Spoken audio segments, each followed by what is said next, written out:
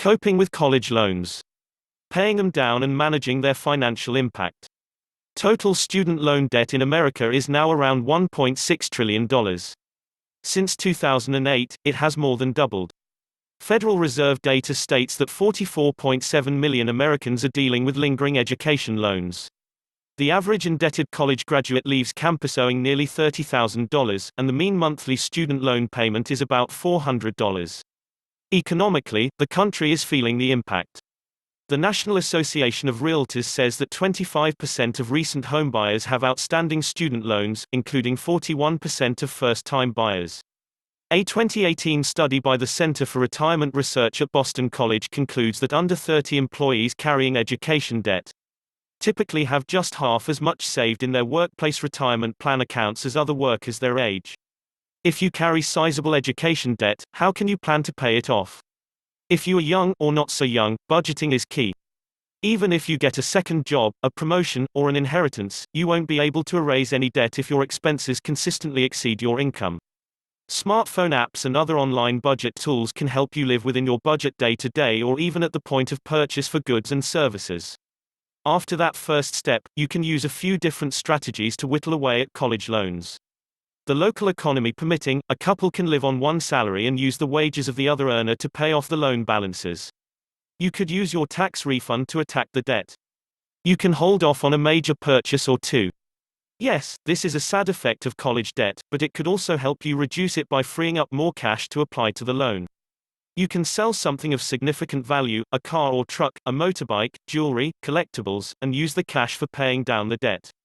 Now, in the big picture of your budget, you could try the snowball method, where you focus on paying off your smallest debt first. Then the next smallest, etc., onto the largest. Or, you could try the debt ladder tactic, where you attack the debts with the highest interest rates to start. That will permit you to gradually devote more and more money toward the goal of wiping out that existing student loan balance. Even just paying more than the minimum each month on your loan will help. Making payments every 2 weeks rather than every month can also have a positive impact. If a lender presents you with a choice of repayment plans, weigh the one you currently use against the others might be better. Signing up for automatic payments can help, too. You avoid the risk of penalty for late payment, and student loan issuers commonly reward the move by lowering the interest rate on a loan by a quarter point. What if you have multiple outstanding college loans?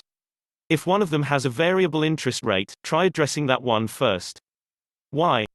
The interest rate on it may rise with time. Also, how about combining multiple federal student loan balances into one? That is another option. While this requires a consolidation fee, it also leaves you with one payment. Perhaps at a lower interest rate than some of the old loans had. If you have multiple private sector loans, refinancing is an option. Refinancing could lower the interest rate and trim the monthly payment. The downside is that you may end up with variable interest rates.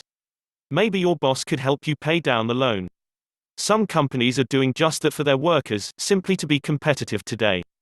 According to the Society for Human Resource Management, 8% of employers offer this perk. A 2018 Employee Benefit Research Institute poll of 250 firms revealed that 13% plan to offer such assistance in the future. To reduce your student debt, live within your means and use your financial creativity. It may disappear faster than you think.